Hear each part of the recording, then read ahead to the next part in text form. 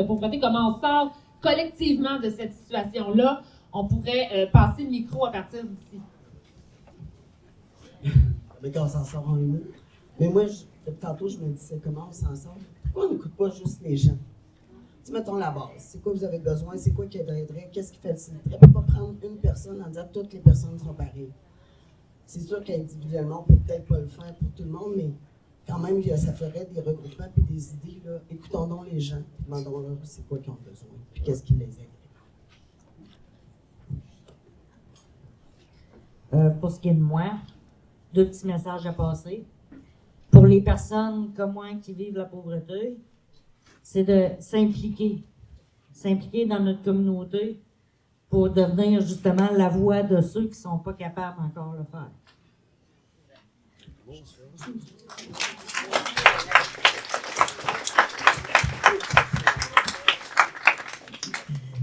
L'autre message, c'est pour le communautaire. Faites-nous de la place.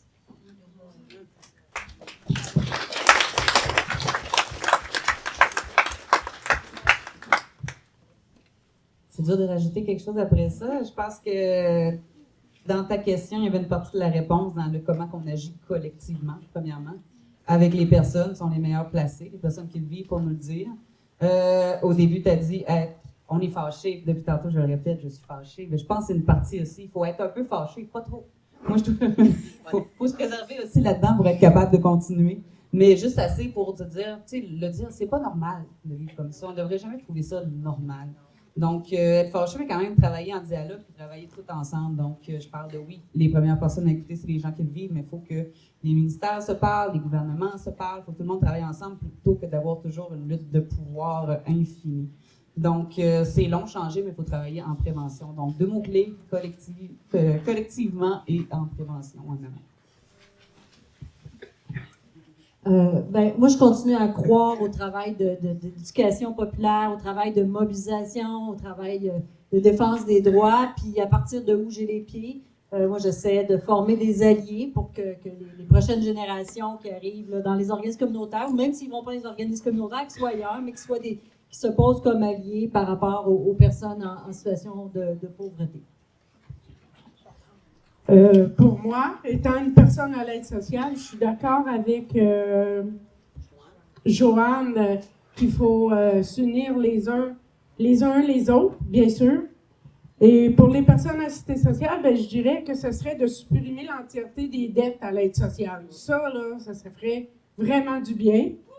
Ce serait aussi de cesser la comptabilisation des dons puis des héritages quand une personne reçoit des dons ou des héritages à l'aide sociale. Puis je terminerai en disant qu'il serait à peu près temps que le gouvernement se réveille un petit peu, là, puis qui augmente les revenus de tous et chacun, autant des travailleurs et les travailleuses que les personnes à l'aide sociale, pour qu'on puisse vivre dignement et qu'on puisse pouvoir enfin couvrir ses besoins de base.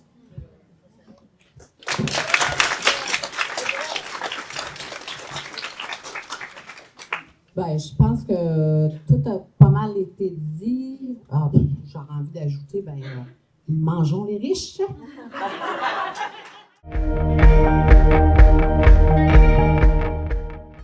En fait, nous, là, on a parlé beaucoup de réformer des lois, les lois sur l'aide sociale qui oppriment, tout ça, combattre le discours sur le mérite, écouter les personnes sur ce qu'elles veulent au lieu d'écouter l'argent. Puis ça amène beaucoup, abattre les compagnies propriétaires de logements, faire la révolution, oui. Mais tout ce que ça amène, c'est vraiment de changer des lois, puis faire des lois par et pour le peuple, puis créer des nouveaux ministères aussi. Tu sais, au lieu du ministère de l'économie, de l'innovation, puis de l'énergie, si on faisait le ministère de la richesse collective, tu sais, ça change tout le discours. Ça fait que c'est ça. Puis il y avait, inspiré de Monique, les 3 saints.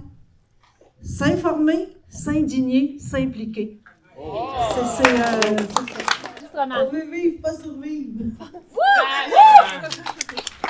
Nous aussi, on on a beaucoup parlé de lois, puis de comment les lois sont faites, de ramener finalement le processus de faire des lois pour l'ensemble des personnes, d'arrêter d'échapper des gens qui ont fait des lois. Donc, tu sais, la question de démocratie aussi, on a parlé de mode de scrutin, de comment est-ce que finalement on réussit à participer dans l'élaboration de la gouvernance, rendre les lois plus compréhensibles, toute la question d'éducation populaire, de la conscientisation aussi, pour vraiment rapprocher la gouvernance de nous. On a parlé aussi beaucoup de répartition des richesses, s'attaquer aux profits puis aux structures, dans le fond, qui mènent à l'enrichissement puis au règne de l'argent. Puis c'est ça ce qu'on se disait, c'est que si les lois sont faites vraiment de façon à échapper personne, par et pour le peuple, finalement, ben, là, toutes les questions de couverture de besoins de base, salaire minimum, la meilleure répartition, ça coulerait de source. Donc, voilà. Mais nous, on a parlé surtout de la place centrale des émotions, notamment l'indignation, le fait qu'on se trouve devant une situation où est-ce qu'on est épuisé collectivement, puis qu'il faut laisser une place, une voix à ces sentiments négatifs-là. Puis on est arrivé avec un petit slogan, là, c'est brûler d'être indigné, éliminons la pauvreté. Bien, ça rejoint un petit peu ce que les autres groupes ont dit, mais on se disait que c'était incontournable de passer par l'action politique pour lutter contre la pauvreté.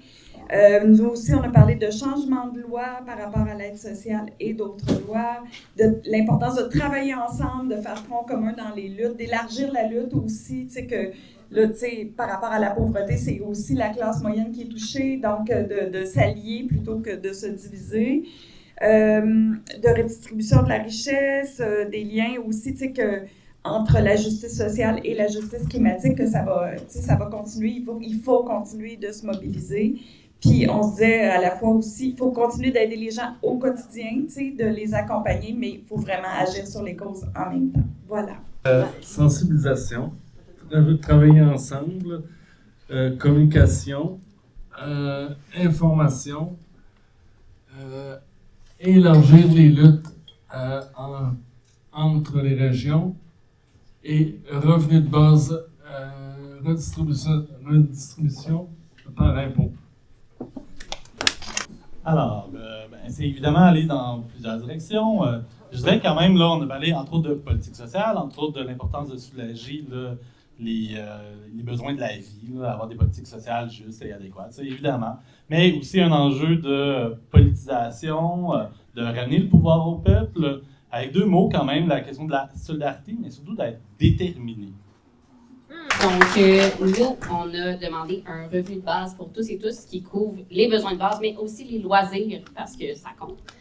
On voulait aussi, là, finalement, l'accès aux services soit plus humain, plus harmonisé que, par exemple, une personne pour avoir une personne ressource au lieu de courir tous les numéros de téléphone, etc., etc. Et enfin, on est quasiment rendu à proposer un genre de service militaire, mais de bénévolat et de visite d'organismes pour sensibiliser les travailleurs et travailleuses. Fait qu'à place d'apprendre à tuer du monde, ben, on va aller visiter des gens puis voir c'est quoi la réalité pour qu'on se consolide ensemble notre société. Voilà. Nous, on a parlé de faire ensemble, d'humanité, d'inclusion, d'accessibilité et que les droits, en gros guillemets, actuels restent et s'améliorent par différents moyens, tant par l'amélioration de l'accessibilité aux différents systèmes, une modification peut-être et d'ajout de politiques sociales, de logements sociaux et la liste pourrait être bien longue. Voilà.